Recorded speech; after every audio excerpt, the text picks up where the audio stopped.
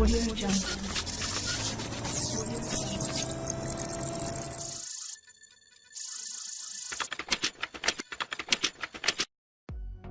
अस्सलाम वालेकुम। उम्मीद आप सब खैरियत से होंगे। हाज़िर है उर्दू की क्लास 7 के साथ। जैसा कि आप सब जानते हैं कि आप लोगों को स्टूडेंट्स कैलीग्राफी सिखाई जा रही है। तो लास्ट वीडियोस में भी मैंने मेंशन किया कि प्रैक्टिस लाजमी किया करें, क्योंकि प्रैक्टिस के बगैर हम ज़ीरो हैं। तो प्रैक्टिस लाजमी रखें। तो आज की हमारी तख्ती फ़े की तख्ती है। चलें जी शुरू करते हैं।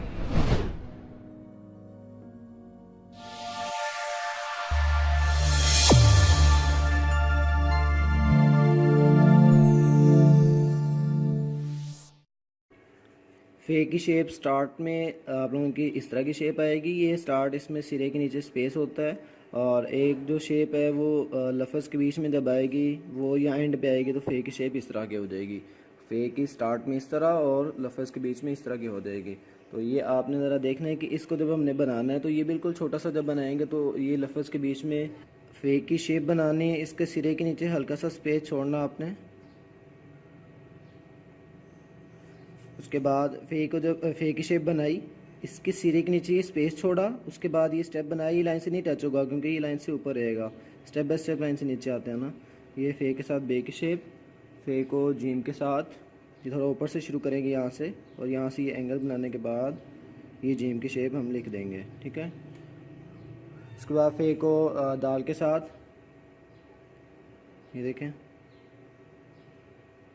ठीक है। उसके बाद फ़े को रे के साथ, ये स्लाइड वाली रे बन जाएगी। यहाँ से आपने ये स्लाइड दे देनी है। उसके बाद फ़े को सीन के साथ यहाँ से स्टार्ट लिया और ये स्टेप बाय स्टेप सीन के दंदाने बनाए और गोल कर दिया। फ़े को स्वाद के साथ,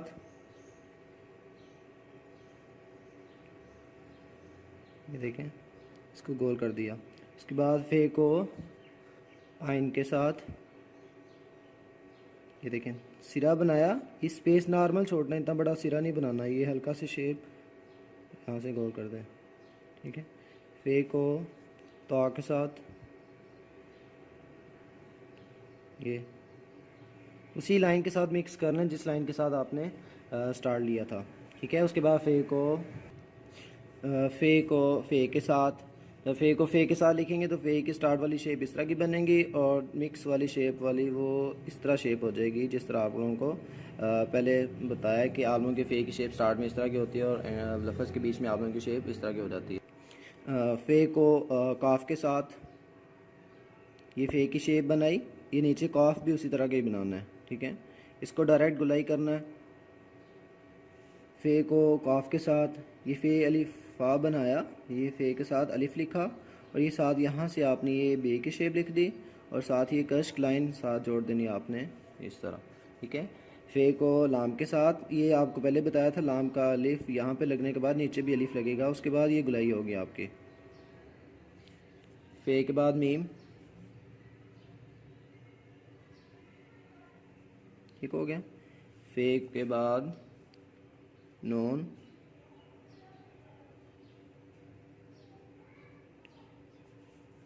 फ़े के साथ वाओ, ठीक है। ये दोनों शेप्स आपकी एक तरह की, इस तरह जिस तरह काफ में इस्तेमाल की है उसी तरह ये इसमें हो रही है, ठीक है। उसके बाद आप लोगों के फ़े के साथ हे की शेप, फ़े के साथ छोटी है, यहाँ से शेप लगी और यहाँ से गुलाई करने के बाद ये आपने यहाँ से गोल कर देना है, ठीक है। ज़रा दोबारा से,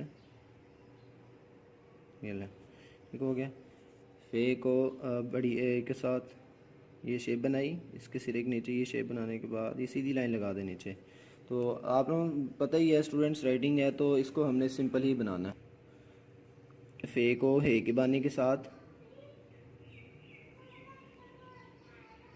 ये अब इनकी शेप देखें ना, लफ्ज़ की शेप, फ़े का सिरा, इसकी सिरे की ही प्रैक्टिस करनी है आपने। जिस तरह ये सिरे की प्रैक्टिस हुई, स्टार्ट में इस तरह की शेप आई और एंड पे इस तरह की।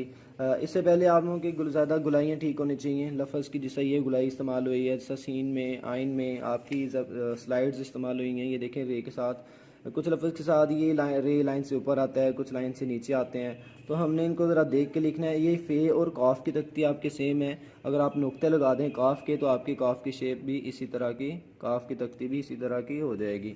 तो इनको ज़रा देख के प्रैक्टिस वगैरह करें। अब देखें ना लफ्ज़ को ये फ़े के साथ जब फ़े को लफ्ज़ के बीच में लिखा,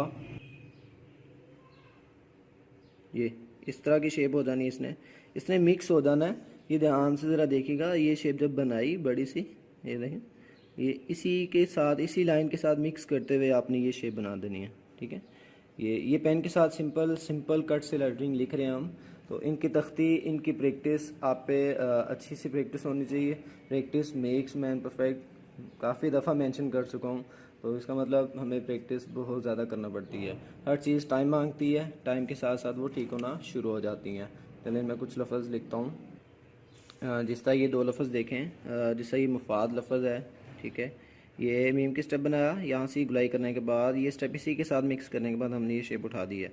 ये ज़रा लफ्ज़ मैं बड़ा लिख रहा हूँ। अगर इसको हम, ये टू लाइंस वही लाइंस हैं, ये वही शीट्स हैं जो हम आम रूटीन में यूज़ करते हैं, आम रूटीन में पेपर्स में इस्तेमाल करते हैं, असाइनमेंट्स वगैरह का, ये वो शीट्स हैं। तो इनमें अगर साइज़ रख के लिखूँ तो छोटा सा साइज़ हमने ये लिखना होता है, नॉर्मल सा, ताकि वो ईज़िली हमारी लाइंस में वर्ड्स कवर हो जाएँ। तो मुफाद लफ्ज़ आप शेप देख सकते हैं। उसके बाद आपकी शेप मफलूस, ये देखें, ये वाव,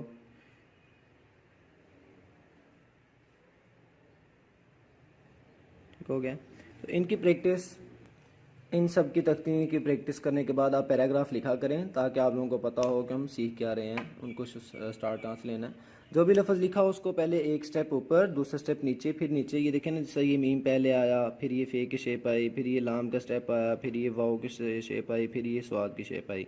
तो ये स्टेप बाय स्टेप लफ्ज़ को बना रहे हैं, तो आपके फिर स्टेप बाय स्टेप लफ्ज़ की शेप बनती है। फिर वो हम कहते हैं जी ये राइटिंग में लिखे जा रहे हैं। तो अगर आप स्टेप बाय स्टेप नहीं लिख रहे तो हमें राइटिंग सीखने का फ़ायदा कोई नहीं है, क्योंकि फिर वो मेन काम आपका जो है वो पीछे रह जाएगा, तो हम सीख नहीं सही से पाएंगे। तो चलें जी, अल्लाह हाफिज़।